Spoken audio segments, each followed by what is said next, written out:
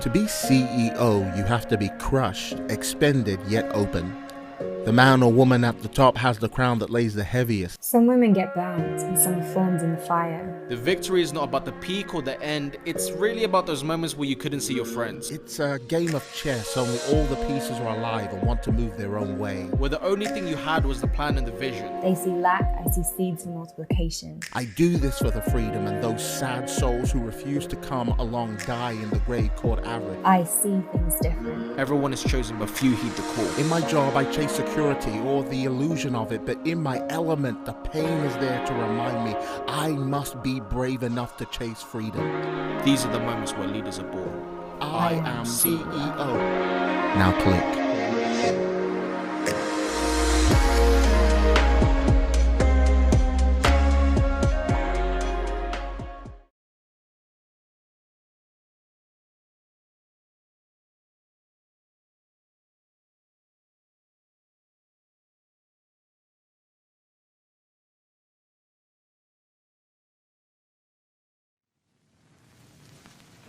To be CEO, you have to be crushed, expended, yet open.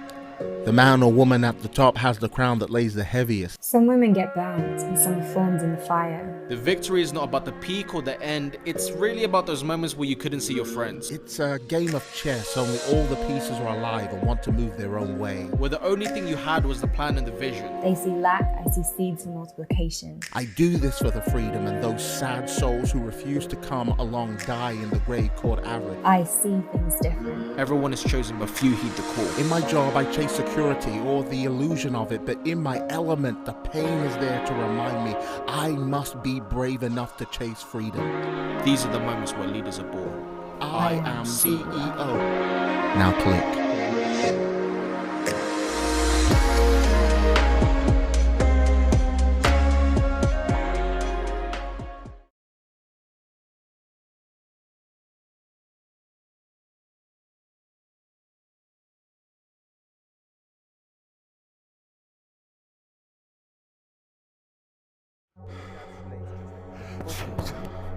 Good, nice.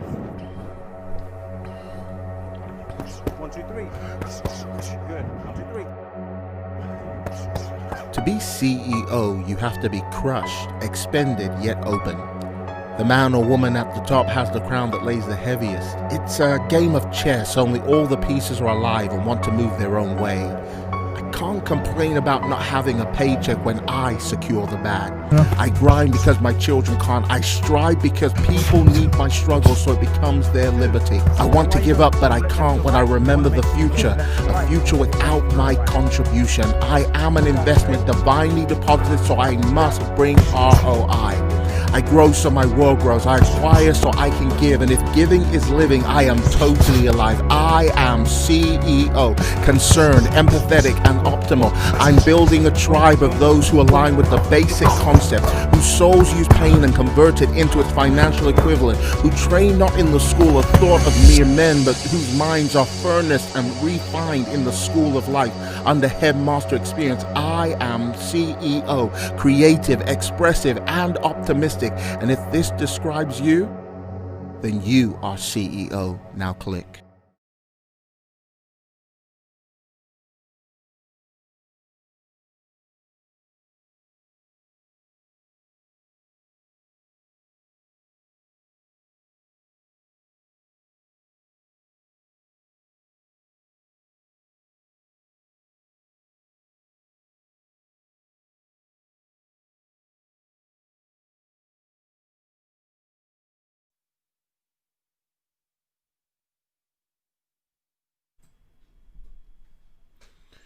Hello everybody and welcome again to another CEO Club. It's always good to be with you all in your homes and wherever you are on your mobile phone joining us today. Please let me know that you can hear me today by letting me know where it is that you are watching us from today. What country are you watching from? Are you totally excited to be here? If you're in Wealth Nation, please get everybody on the chat to wake up and shake up that we are here. We're discussing the topic that is near to my heart today called grit. Please let us know where you're watching us from. And also, I want to see our group ping off with you telling people, listen, you're in CEO Club. You're meant to be here today from my bedroom in Watford. All great things come from Watford, including Anthony Joshua Haycash, representing Scotland here. Welcome. Hello, citizens. Welcome from Kent. Miguel is watching from his dream in Dubai, and then he woke up, but don't worry, soon. Lagos, Nigeria, what's up? Leeds, UK. Good to have you all with us. Please continue to drop those in. I'm expecting more of us to join as the conversation goes on. Welcome from Montreal in Canada. Good to have you with us today on CEO Club. Guys, today I want to discuss 10 things I've learned about grit. 10 things that Hoddesdon, welcome, and watching from my living room, an ironing board.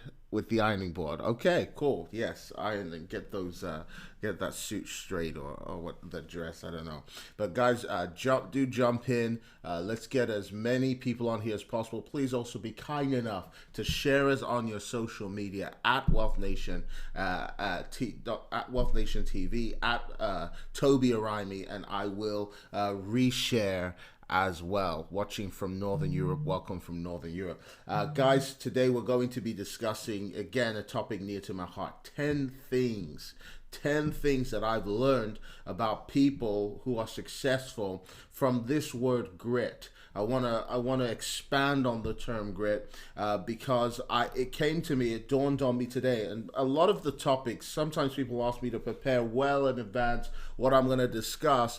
A lot of times, however, I find that what I'm going to discuss comes in the moment for me. I've tried my hardest to be one of these series speakers who has things well planned ahead of time, but sometimes things really do appear in the moment for me. And so I want to discuss grit today, which was heavy on me because I realized that there is a very, very bad habit that a lot of people have. And please, if you hear something today that you like, please do like. I love an active comments chat, so please ask your questions. Please type your takeaways in that chat. It also optimizes us on YouTube. The more you comment, the more you talk. I like this group to be buzzing today. But I started talking on this topic of grit simply because there was a real frustration on the inside of me for a bad habit that I think a lot of people have. I think it's one of the worst habits on the planet. I think it's worse than biting your nails. What I'm going to discuss is worse than people who pick their nose whilst farting off at the same time. It's a worse habit than any habit that I've ever discussed with you. And the habit here is called quitting. It's giving up. It's quitting halfway through a process. It's giving up before your determined dream or goal. It's not committing to where you want to be and where you want to go. And so I want to discuss and I want to help you before you get to that place where you are going to give up right at the door. Some of you are about to give up right at the door of your greatest moment. You're about to meet the right person, the right people who will get you where you need to get to. And I want to start on this premise that success is predictable. All of success is predictable. And if people are successful, it's not because they got lucky. If they got lucky, it's because they created the luck. And I want to show you 10 things today that's going to help you create that luck on a daily basis. But the strongest thing that, guys, it needs to be in the bedrock of your heart here is grit. Let's start with what grit is. Grit is, according to the dictionary, grit is a passion and a perseverance for long-term meaningful goals. I'll say it again. Grit is a passion and a perseverance. It's a perseverance for a long term. Thank you for those of you who are sharing us on social media. Really appreciate that. Grit is a passion and a perseverance for a long-term meaningful goal. It is the ability to persist in something you feel passionate or convicted about. and persevere even when you face obstacles. This kind of passion is not about intense emotion or infatuation. It is a commitment to a desired goal, and it is a commitment to a desired end.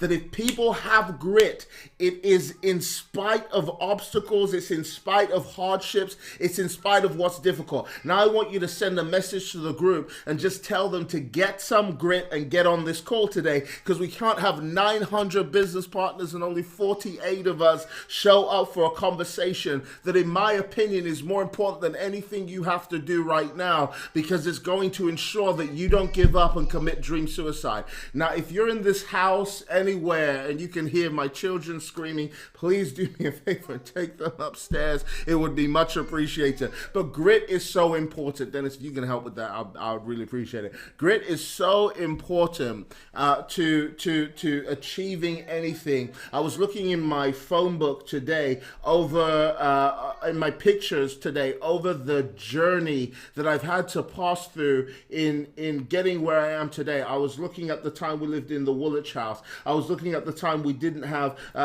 50 pounds to put together at the end of a month. I was looking at the times where we didn't even have food on the table sometimes. And when food actually becomes a prayer issue, you know you got problems. You know what I'm saying? When food actually becomes part of the topic of your prayers, like, God, please, can we have some something to eat tonight? Then you know you got a problem. And this isn't because I didn't have affluent or good parents. This is because I decided and I made a choice. I'm not going to be a beggar. I'm not going to call for help. I'm not going to have anybody at the end of the day say they made Tobi Arayomi who Tobi Arayomi is. I don't want to owe people.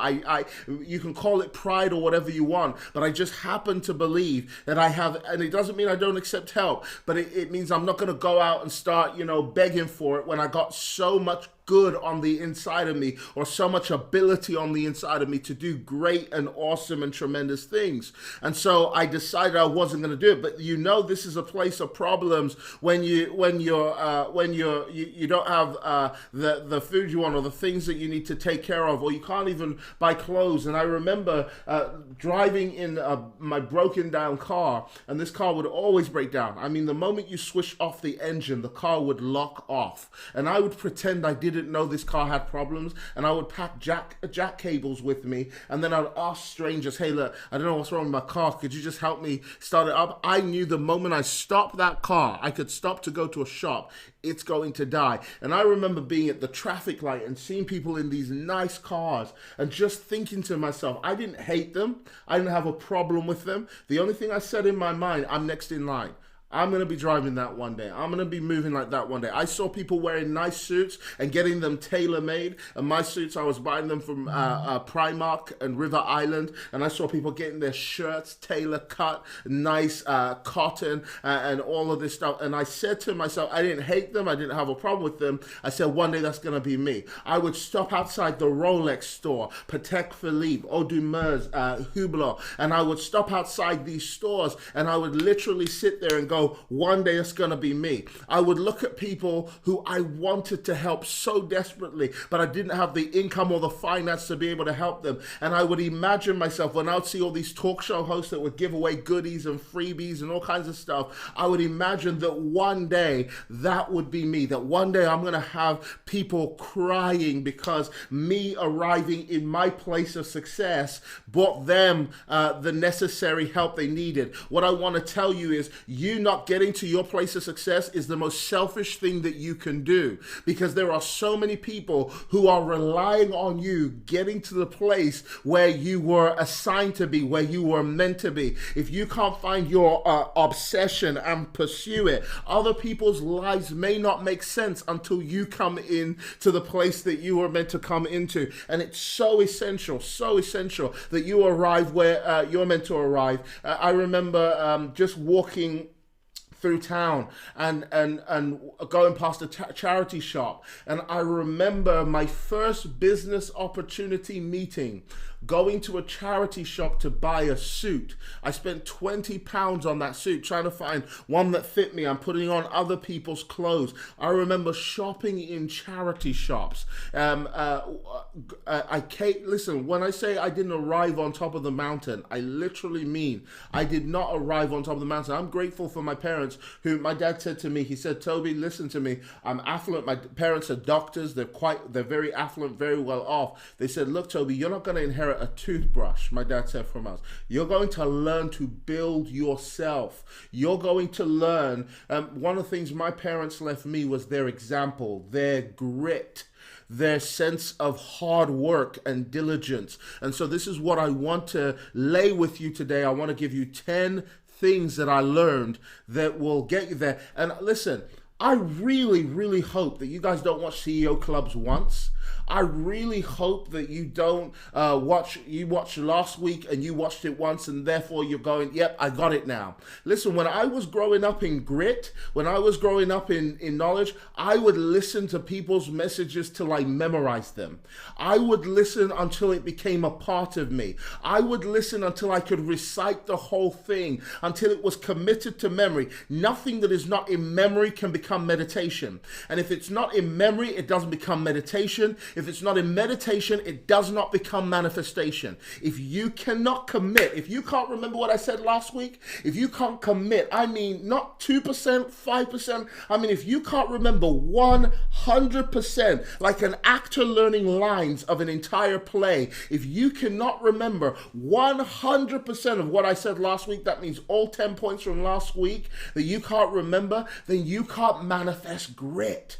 You can't manifest, because whatever you don't memorize does not become meditation. Whatever is not meditation does not become manifestation. By meditation, I'm not talking about By meditation, guys, what I'm talking about is I'm talking about an awareness, a consciousness that is always with you, that you are constantly conscious of your behavior, constantly conscious of principles, constantly conscious. Why? Because again, whatever does not become your memory does not become your meditation. Whatever is not your meditation will never, ever be your manifestation. I am today the product of things that I memorized yesterday. I listened and listened and listened to my mentors, and I listen so much. If I ever sit in my mentor's house in the week, I get a voice recorder and I put it on the table, because anything, she could say anything at any moment. And I'll tell you what, the difference between seasons in your life is the voice you choose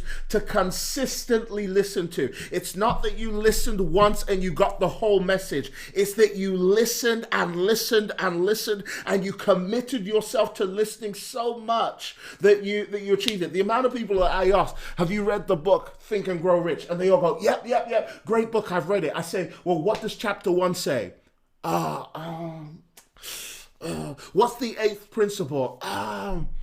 Oh man, I think it's I can't remember. Whatever does not become your memory, and you can say I have a bad memory.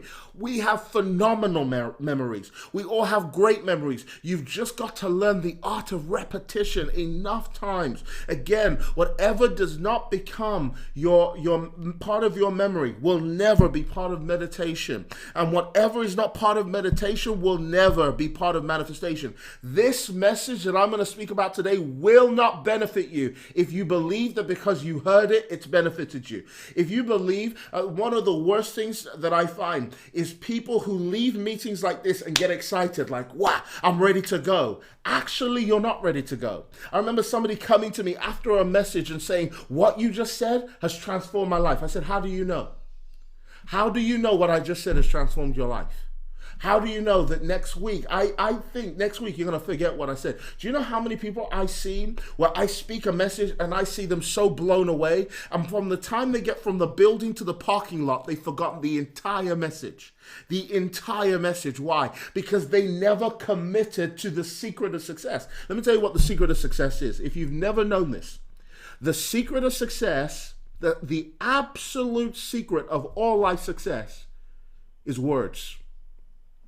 All of life's success is incorporated in words. If I can tell you something, don't look for money, collect wise words. Words. Let me tell you what happens to words. Let me tell you the power of words. Words are invisible, but they are directly responsible for everything we see that's physical. I'll say it again. Words are invisible, but they are directly responsible for everything we see that's physical. And words are the seed of all of life. All of life, every single ounce of life. That's why one of the greatest books in the world says, in the beginning was the Word. Words are responsible for everything. Even when we want to look at your DNA, do you know they see your DNA like letters, information? DNA is the book of your life. They see it like letters. Words are so devalued. Yet the difference between you and a doctor is words. The difference between you and a mechanic is words. The difference between you and a trader is a collection of words. The difference between you and the next season you want to be in is the words you refuse to learn and assimilate and get into your mind. That means you think because you heard it once, it can't be stolen. The most valued commodity in the whole world should be words. Words. Let me talk to you about words, because we're so careful about who does our hair. We make sure we don't go to Dejanay. Ray does our hair because Dejanay will always mess it up. We make sure, fellas, that we don't go to Zach because Zach cuts our hairline at a 45-degree angle. He always gets it wrong. We're so particular about who cuts our hair, but we're not particular about who feeds our mind. We spend more money on the outside of our head than we do on the inside of our head. It's indicative of this call tonight. 900 people in CEO Club, only 67 people on this call. Why? Because they value money more than they value words. And yet if they knew the secret to having more money was the value for words, we would have more people on these calls today. And this is free material. People will spend £10,000 for a front row seat at a Tony Robbins event for what I'm about to give you for absolute free. And I'm not here talking as a motivational coach. I have achieved what a lot of people want to achieve, and yet I believe I am still a total student in the affairs of life. Words are so important, guys, and so this is where I wanna begin today, because if you cannot commit to words, you will not see manifestation in your life. This is why, by the way, we experience the phenomenon of having to pump you up every single week. Have you noticed? Every week we have to get you motivated. Every day your motivation goes sky high when I finish speaking. It's like up here, and by the time tomorrow comes, your motivation is down here. Do you know why? Because you haven't put these words where in the engine room. You haven't got these words right down. You assume because you heard, you listened. You assume because you heard, suddenly you've got it. You got the message. You assume because you put the emojis, fire, fire, lit, lit, that was powerful. Do you know how many people I speak to after a call like this and I say, how was it? They go, my goodness. They'll all chat in CEO Club and they'll say, my goodness, it was powerful. Everybody will jump on CEO Club and tell you it was awesome, and they're all right, thank you, Toby, thank you, Toby, thank you, Toby. And I literally sometimes just sit there like, yeah, okay, thank you, Toby, but how much of what let me tell you how I get good thank yous. I get good thank yous when you actually do what I'm talking about. Thank you. I don't get thank you when you type thank you in the message chat. I get thank you when James Allo shows that he made 100% ROI on one trade. I get thank you when Miguel and Cash show up on every single 30-day challenge, and there are only 6 of you on those calls, and yet we got 1,000 people in the business. Let me tell you when I get thank you. I get thank you when I see you actually commit instead of whining and moaning about I can't post in the channel because I'm afraid people might laugh at me. That's just so weak and pathetic. I get thank you when you actually produce success. I don't get thank you. I get thank you when you achieve senior director. That's when I get my thank you. I get thank you when you achieve president. I get thank you when you stop making excuses and crying that this isn't working. I went on the website and I saw this and it's not working, and 5 people told me no, so I decided that it's just not for me. Maybe it's not the right time. This and that happened in my life and somebody died. Listen, People die every single day. I know, I don't mean to sound rude here, but imagine in the time I started this business, I'll tell you maybe 20 of my closest friends who have passed on, died, left, walked away, rejected me. If I made my success contingent on people dying, living, or being, this business would be an absolute roller coaster. If even I made my success based on my bank account, some of you assume that because I'm wealthy, I'm rich.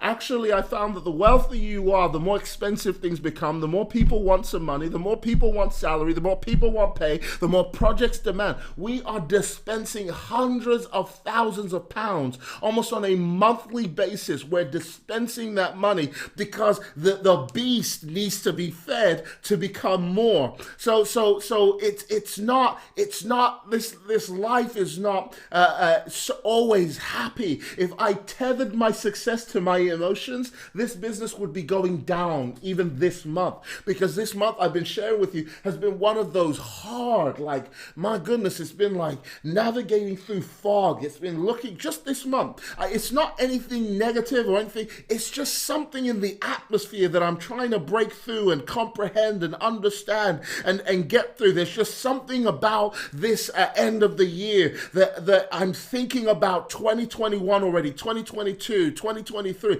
I've already got my next 10 years ahead planned ahead of me. I've already got projects, and we're accruing more projects. You would think I had enough of 1,000 people messaging me round the clock saying, I can't draw a trend line today, and tomorrow this isn't working on the website. Message me, and then another one saying, you haven't responded to my 10,000 voice notes, each of them 5 hours long, and you haven't yet sat down to take the time to respond. And then not to mention Instagram and Facebook and Twitter and all these things pinging up all the time.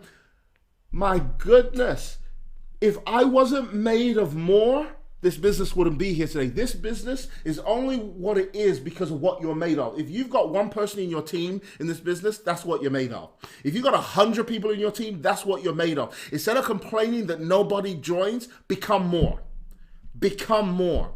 I haven't even started my 10 principles. That was just my introduction, so let's begin. Number one, principle of raw grit. Number one, principle of raw grit. In order to develop this thing I call grit.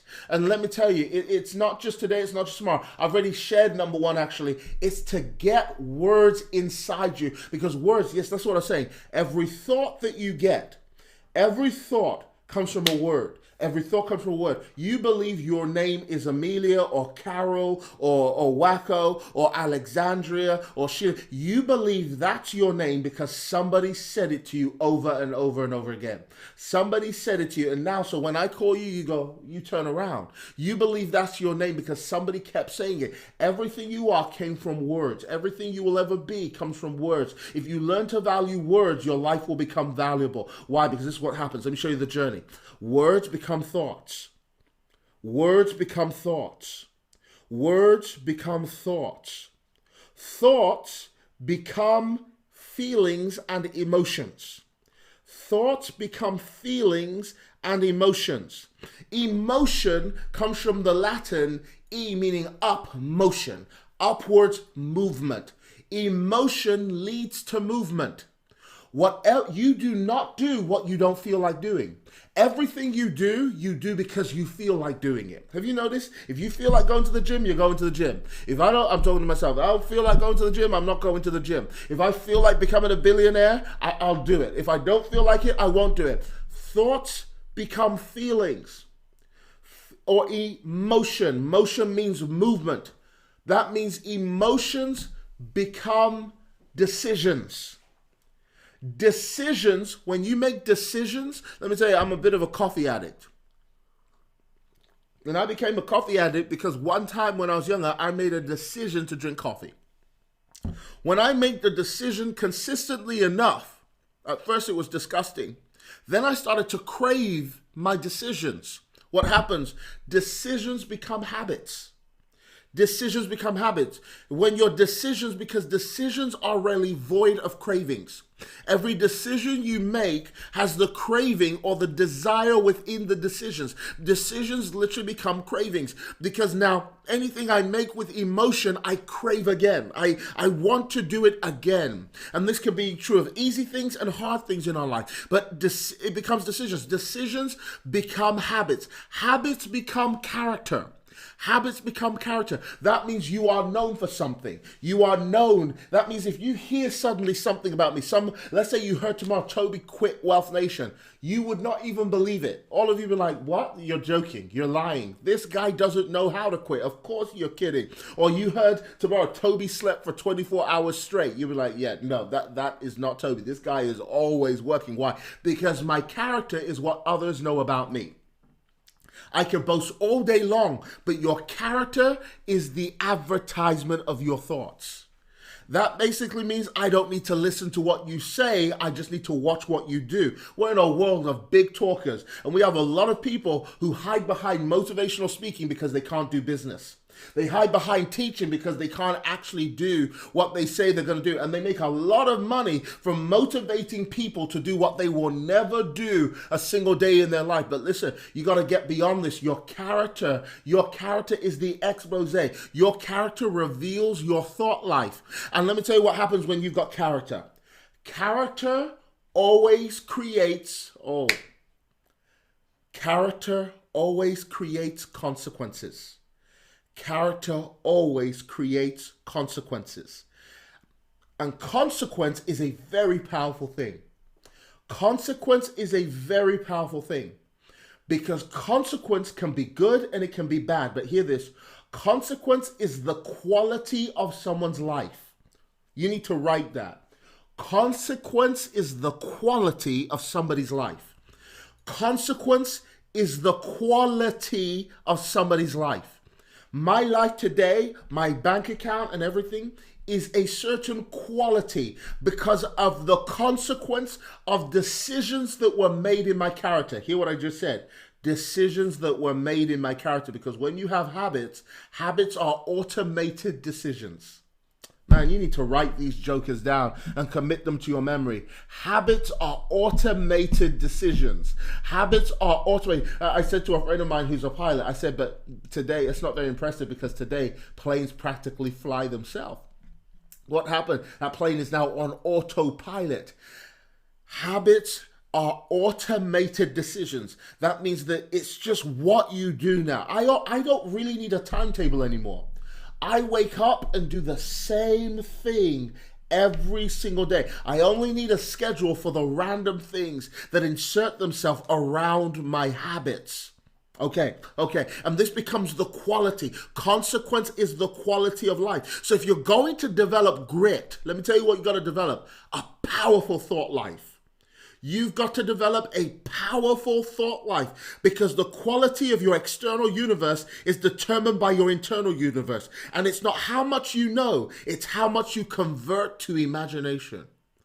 It's not how much I know, it's how much I can imagine. How much can I convert to imagination? I work so hard because what I see on the inside. I'm like a camera. I've taken a picture of my future and now every day I'm developing the picture. I'm working out what I already see on the inside.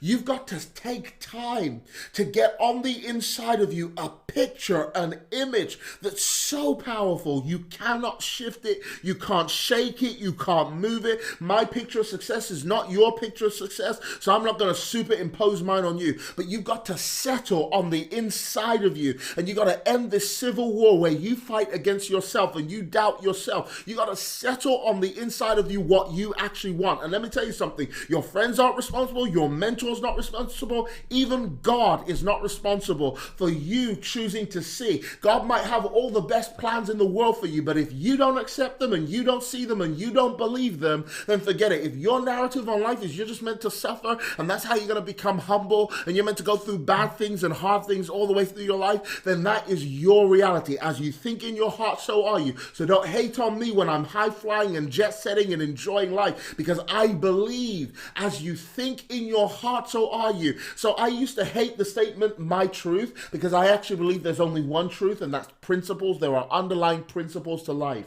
And I believe that there is only one truth. There's a danger in my truth when your truth is incongruent with the truth. That means that you might actually be truly successful. You might actually be truly healthy, but you eat badly and your habits are out of alignment with truth. So you will live out your truth. You will live out your version of truth, and it might be the falsest version of truth until an interrupter comes into your life called a mentor and says, you're living a wrong life here. You're meant to live like this. But because you have so committed to a wrong truth, a value system that you've committed to, that's the result you're achieving in life. And the more successful you are, the more you hear people who speak your language.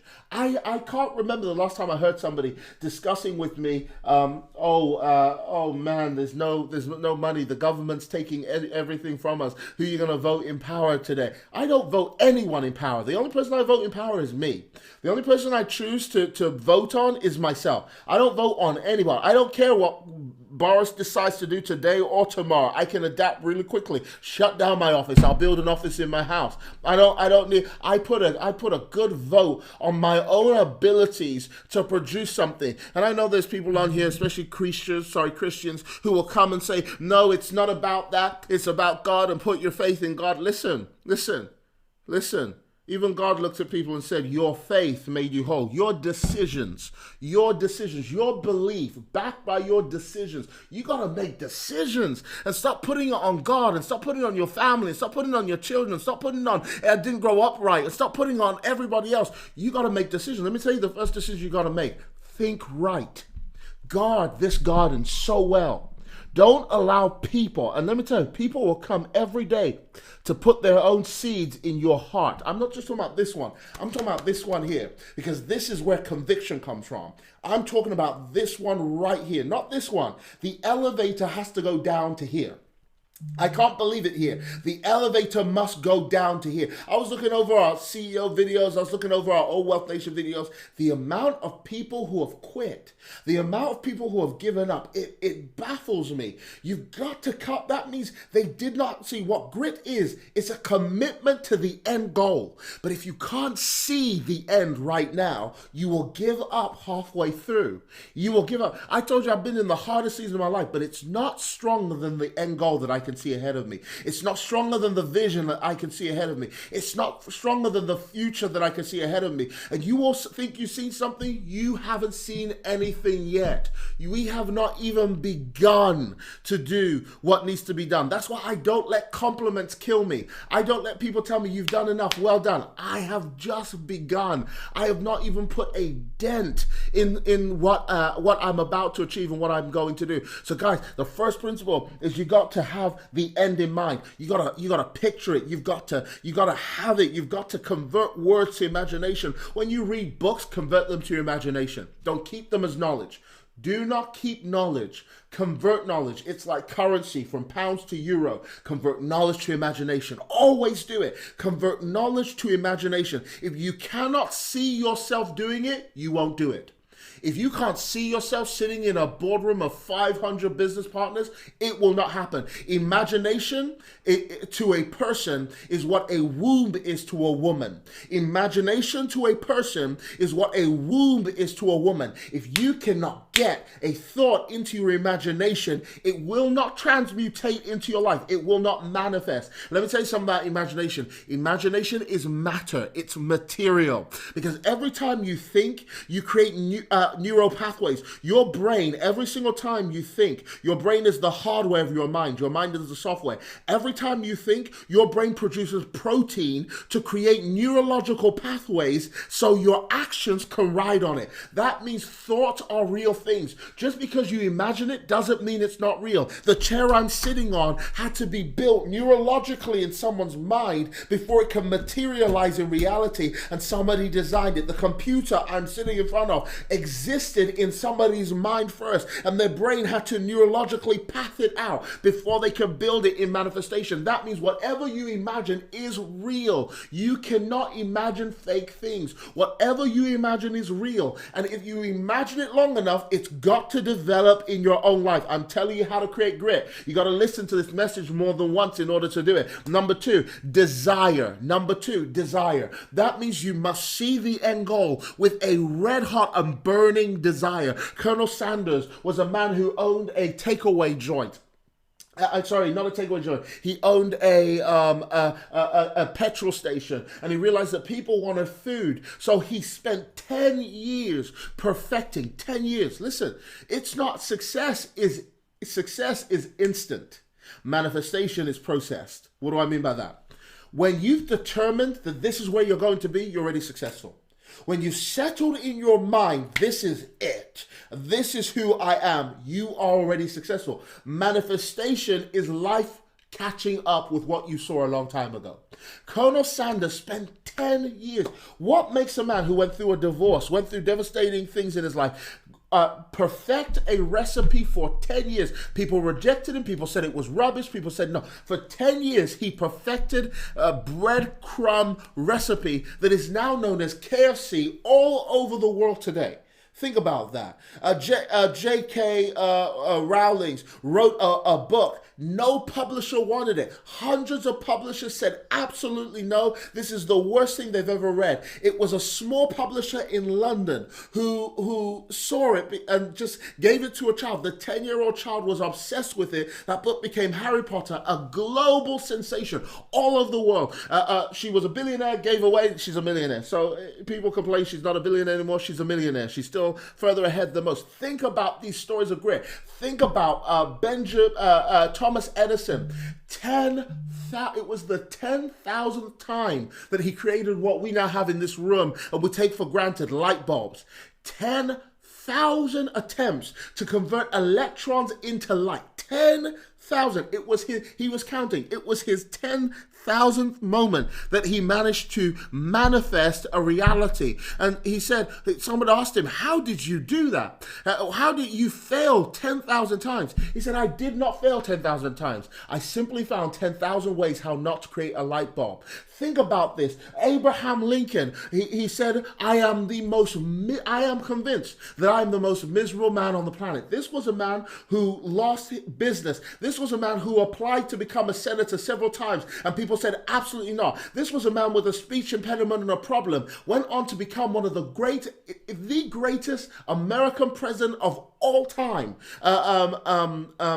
Abraham Lincoln. And his statement was this: if you give me an axe and you tell me to chop down the tree, I would rather spend 20 minutes sharpening the edge than 20 years hacking away at the tree. Basically, I'm going to sharpen myself. And this was a man who came to a place, he said, I am convinced I'm the most miserable man on the planet, because he attempted so many times and he failed so many times. And then suddenly breakthrough happened. Why? Because character is how you make consequences align for you.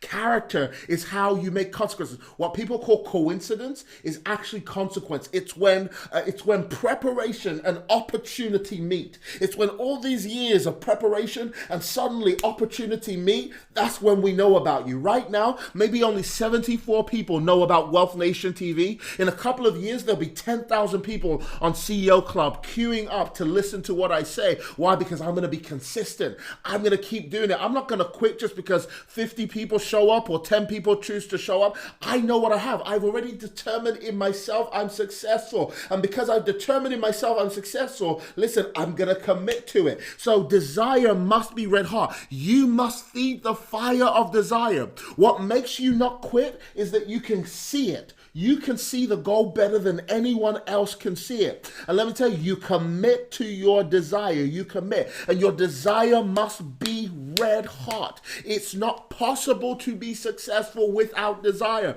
It's not possible to be successful without charisma. And if you're one of these people who lower your charisma to make other people feel comfortable, you've got the wrong company. You've got the wrong friendship groups. If you have to lower yourself, you have to calm yourself down because you're annoying people now with your success. You're annoying people now with your posts. You're annoying people now with all you do is win, win, win, no matter what. Now you're irritating me. Life is difficult for me, and you just keep talking about winning all the time. Listen, if you're one of these people who irritate people with your success, you're on the right path. Let me move on. You must change the story you are telling yourself. That's the third one. Some of you have such sad stories. You get your mini violin out all the time, and you got this really, really sappy story about how you just, you come to this business, you say, I'm just trying this out, and I'm just here to try. If you're here to try, life will slap you. If you're in life to try, you've failed. Let me just be direct with you because no one else is going to love you enough to tell you the truth. If you've come to life to try, you've already failed. If you have come to life to try, you have already failed. You've already lost the battle. And part of why we lose the battle is our narrative. It's our story. It's our implicit language. That means you've got to learn to talk to yourself. I know they say the secret to success is the madness comes from talking to yourself. First sign of madness is talking to yourself. I say it's the only way to sanity. The only way to sanity is talk to yourself. I was walking around my house today just going, Toby, you're a winner. Toby, you're better than this. Toby, move on. Toby, listen, if they left you, they didn't belong in your future. Toby, rejection is redirection. Toby, you're better than this. Toby, you're better than your mistakes. Toby, you're more than this. Rise up. It doesn't mean I always have the best self-talk, but let me tell you, when I catch myself in moments of bad self-talk, I have to start speaking. Why? Because words are seeds. Words are seeds, and I do not want a harvest of the wrong things that I said over myself. And so I spend time sometimes uprooting some of those useless things that I said over myself that have no ability to produce anything good but negativity. Toby, you are beyond this. You're greater than this. Toby, you're not a millionaire. You're a billionaire. You're already there on the inside. Life is just waiting to catch up with what you see on the inside. You're a contributor. You're a change agent. You're a transformer. Tens of thousands of people are coming online to hear you speak. They love to hear your voice. You won't beg them to come. They're coming. They're coming from all over the world. This business is a global sensation. It doesn't matter who left. It's what you see on the inside. Your words have to line up with your eyes. Your words, just like a rudder on a ship, has to line up with the trajectory of the navigator. Otherwise, we're off course. My words have to line up with what I see in my future. Words are seeds. Words are directives. Words determine direction in life. Number 5, you must redefine failure. You must learn to redefine failure. What you see as failure may have just been practice. What you see as failure might actually be success in disguise. What you see as failure might actually be sharpening. It might actually be development. Okay, I tried to sell and they didn't listen. What can you learn from that sell you just made? Instead of condescending, ascend. Instead of being disappointed, be appointed. That means every disappointment is an appointment. Every rejection is a redirection. Everything that you're facing right now, every single rejection is actually life saying, this did not belong in your life. This does not align with what you believe right now. And so let me redirect you. Let me get you where you need to be. So you must redefine failure. You must redefine. You got to learn to redefine everything. I hear people all the time tell me, I want to join the business, I just don't have the money. That means you don't want to join. Let me just say, hands down. That I know I'm going to get tweeted about for saying that. I'm going to get I can't believe he just said he's so unsympathetic to people who don't have money. Lack of money is not a real thing. What you lack is resourcefulness, not money. What you lack, because if you want it, my goodness, if you want it, you will make it happen. When you want something, remember when you were a child, what life taught you was to get rid of that stubbornness. That's what I don't want to break in my children. I don't want to break their stubbornness. Like, children are so stubborn. And that is the most powerful thing that you can have in life. Willpower, grit, the ability to not take no for an answer, the ability to persevere despite everything. Redefine what failure means. Redefine what failure means. It's practice, it's sharpening, it's development. Number 6, Number 6 is very important. Be hard on yourself and get rid of your obsession with excuses. Be hard on yourself and get rid of your obsession with your excuses. You cannot be married to your excuses and success at the same time. Not possible. Not possible. And your excuses are not humility. Please stop looking at you portraying your weaknesses as humility. Neither, women, is it sexy to be insecure. Let me tell you something about men. We love confident women. Let me tell you something, men, about women. They love confident men. We all love confidence. Confidence is sexy. It's powerful. It's beautiful. It's a great thing to be confident, but it's a weak thing to have excuses. Turn your excuses into reasons. I was in my house. Could not believe this. This is something that really upset me. One of my greatest peeves is when I hear leaders tell me they can't or they don't know how to do something. One of my greatest peeves is leaders who don't show up. I have a lid full of 100 leaders and only 83 people on this call. That means there are people who are not leaders. That means they got nice titles and names, but they're not leaders in life, because leadership is not a title, it's a function. It's a function. Leadership is not a title, it's a function. I wish I could tell every African that, because Africans love accruing titles and degrees and all kinds of stuff. Leadership is not a title, it's a function.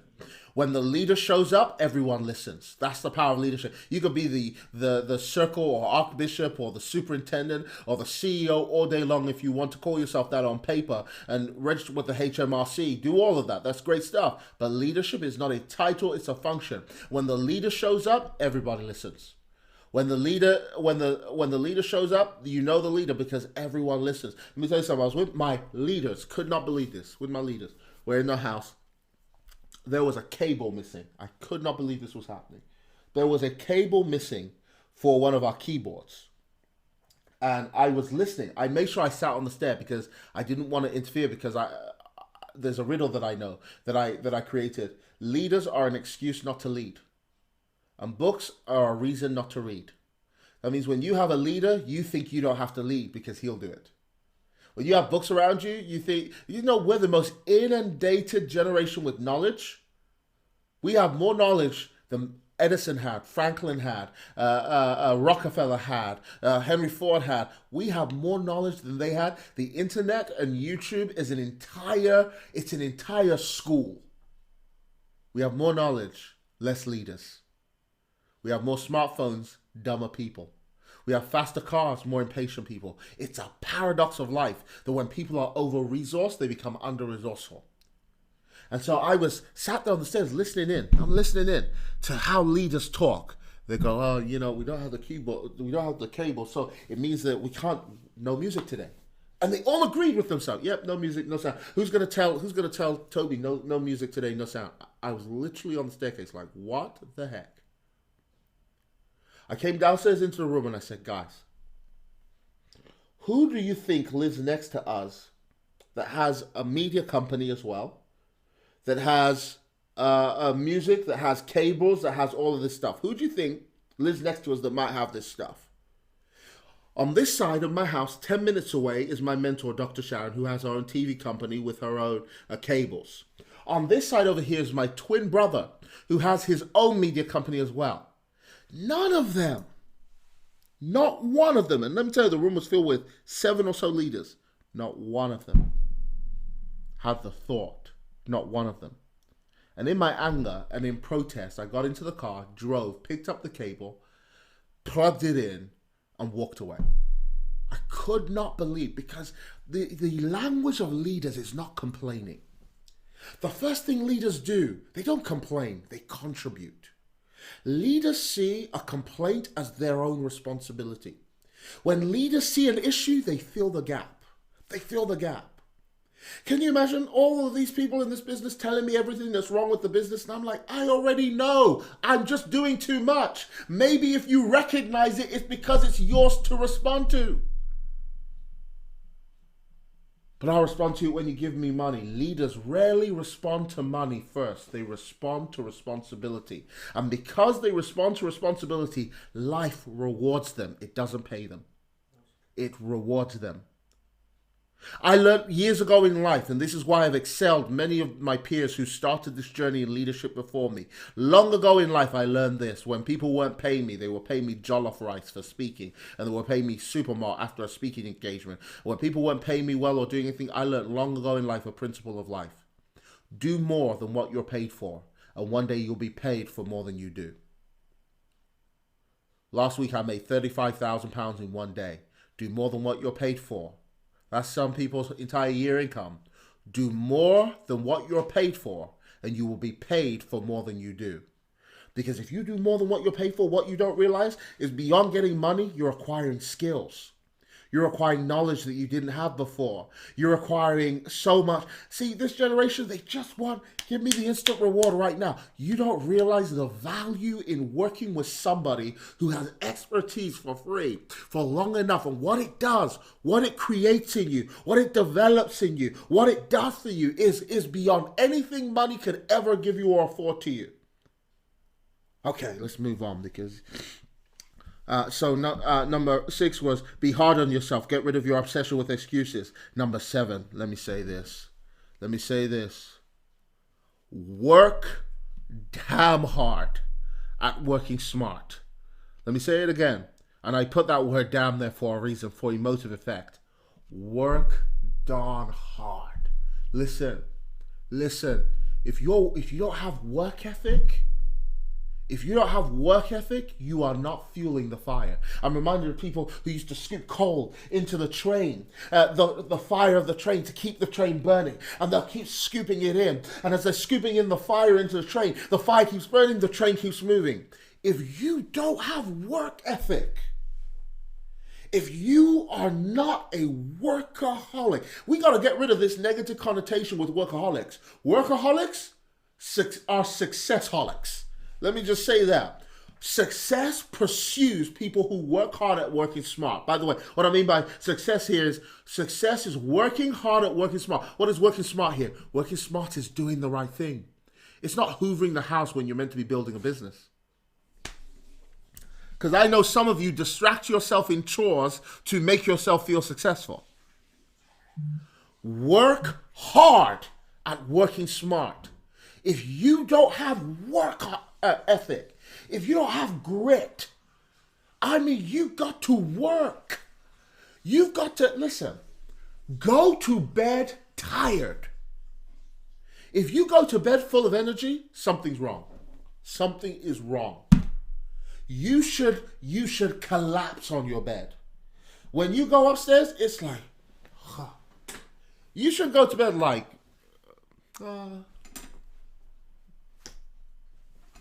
listen, you have just poured out. You were a full cup at the beginning of the day, and you have unleashed every ounce of potential in you into that day. In the meetings you needed to have, in the business building you needed to do, cracking on with the phone calls you needed to make. If you don't have work ethic, if you don't work hard, you are fooling yourself that you're going to be successful.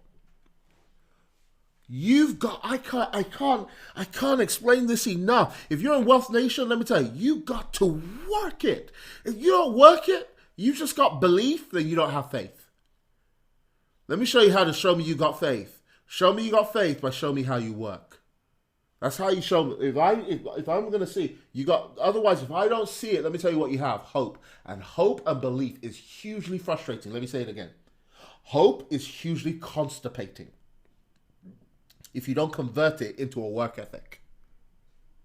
If you don't work, the amount of delusional people on Wealth Nation and in life who just think millions of pounds is going to drop on them, it will not happen if you are not ready to work it. Let me tell you something about a business that's more powerful than a job. Businesses reward you, jobs pay you.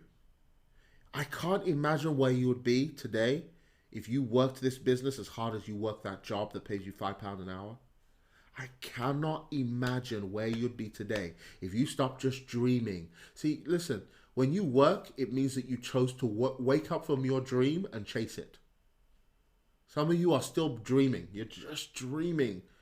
And your dreams are getting further away from you because you're not working it. Work.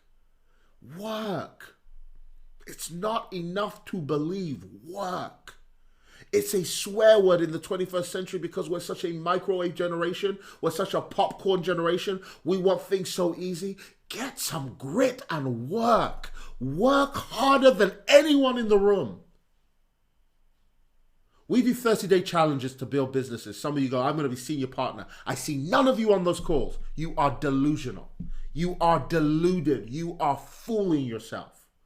You are the most delusional human being. If you're not on those calls, you are. I know you right now. If you're upset with what I'm saying, I am telling you the truth. I am telling you the God's honest truth. When you see my income on Wealth Nation, £6,000 a month on Wealth Nation, and I'm doing 30-day challenges, and I'm on those calls, Miguel's on those calls, Cash is on the call, you are deceiving yourself to a high level if you think you got belief but no work. If you got belief and no work, you are the most deluded human being on the planet. If you can't take what I'm saying, you don't belong in business. Go back to a job. You shouldn't be here. If you can't take what I'm saying right now, you should not be here because you have chosen in your offense to be deluded. You have chosen. If you get offended with what I just said there, because that's the most matter-of-fact truth that anyone could tell you in this world. If you get offended with that, then you need to leave right now. This is not the place for you. Because it takes, if you think we landed in this house, you think we just got here, you think we landed in just being able to afford things and travel and all that, you think it just comes without sorrow, without sweat, without pain, without rejection, without sitting at this table every day till my back hurts, without not being able to spend as much time as I want to with my wife, with my children? You think that came without cost? You think you're going to have some balanced life and be successful? Not going to happen.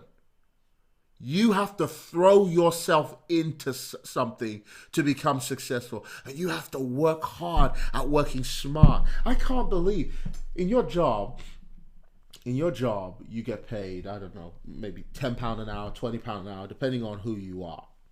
In a business meeting call that I did beginning of this month, I want to tell you how much I made in one call, and I want to tell you what it did to my annual income. I had this, let me just type this up, 200 times, that was an easy calculation. I really didn't need to do that. Let me do the harder one. I did an hour's work, I did 1 hour's work on a presentation, and my annual income from 1 hour's work rose to 24,000.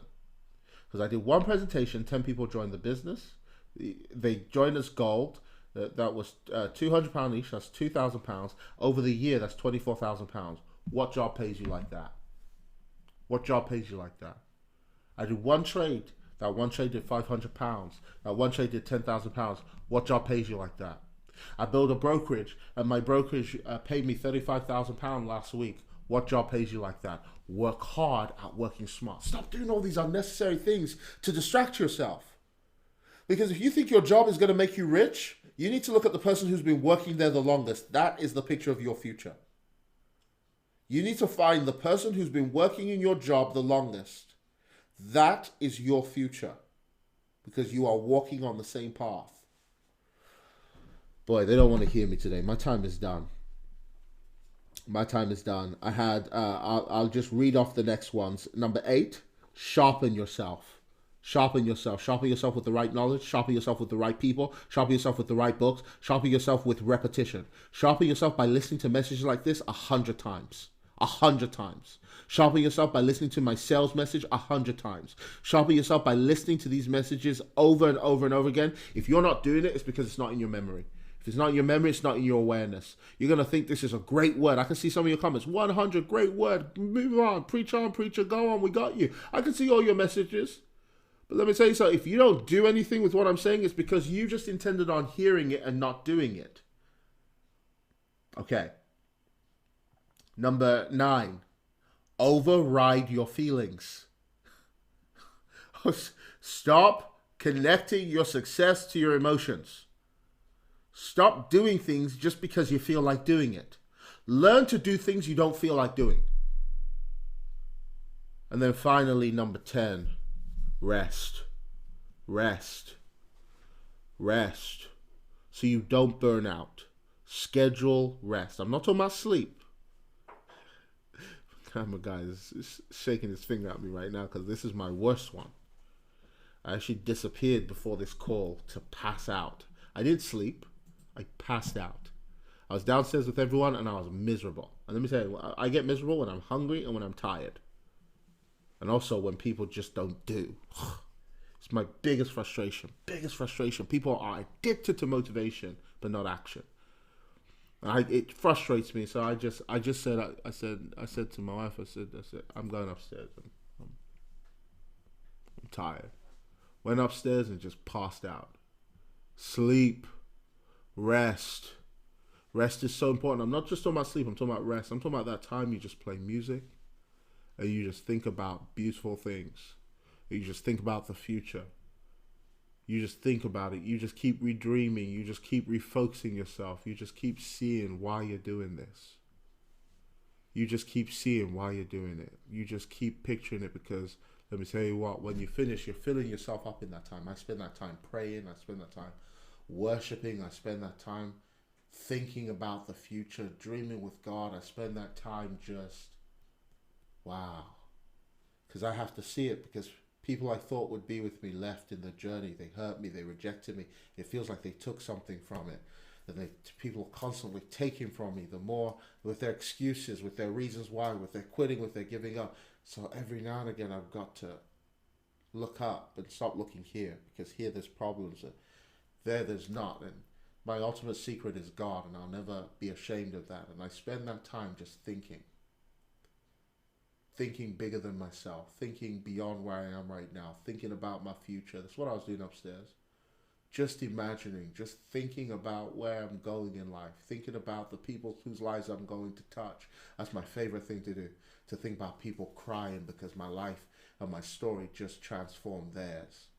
Just thinking about it. One of my students bought himself a Rolex. Very soon he'll buy himself a house.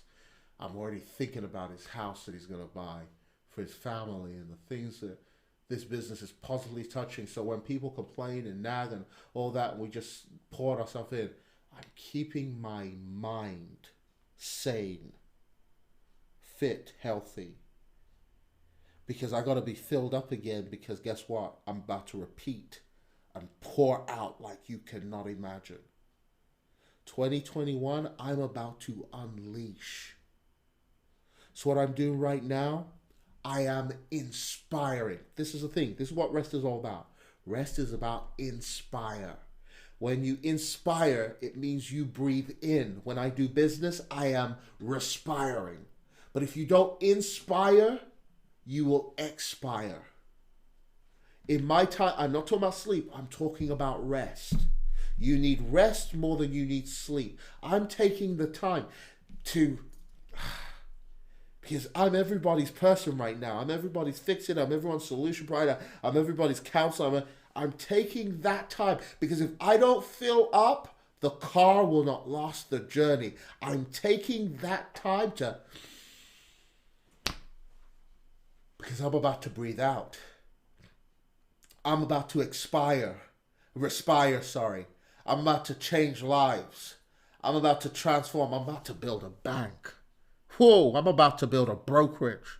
I'm about to build a luxury travel company. I'm about to shake the whole world. I'm about to transform more lives.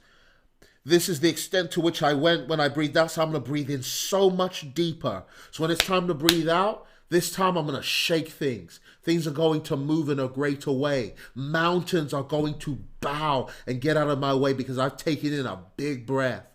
Give yourself time to breathe. So to those of you who complain that I ignore your calls, I'm doing it for a reason, because I'm breathing. If I'm not responding, it's because I'm breathing. Because if I keep responding, I will asphyxiate and die, because there are so many demands. I am taking the time to breathe, and you need that. But listen, if you haven't respired, don't breathe. Respire first. Breathe out as far as you can first. And then breathe in. Guys, I hope you've enjoyed the CEO Club. I hope you're not going to tell me it's transformed your life. I hope you're going to listen to this 100 times. I hope you're going to go through our entire CEO club with your friends, with your groups, and you're just going to start watch parties and say, listen, we're watching that CEO club 10 times this week. We're watching it until it becomes us. Catch up with you soon. We have events coming up, by the way. We're launching India. We're launching America. We're launching Nigeria again. Guys, we are moving. There are those of you who have been senior directors for several months. It's time to move.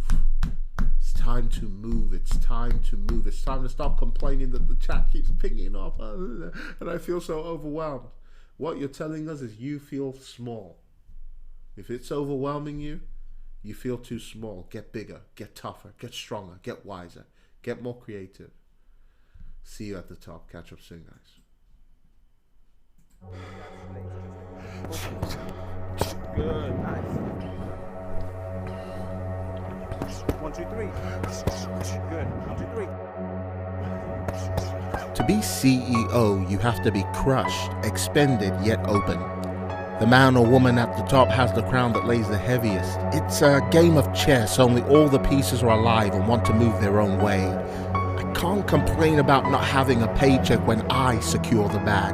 I grind because my children can't. I strive because people need my struggle so it becomes their liberty. I want to give up, but I can't when I remember the future, a future without my contribution. I am an investment divinely deposited, so I must bring ROI.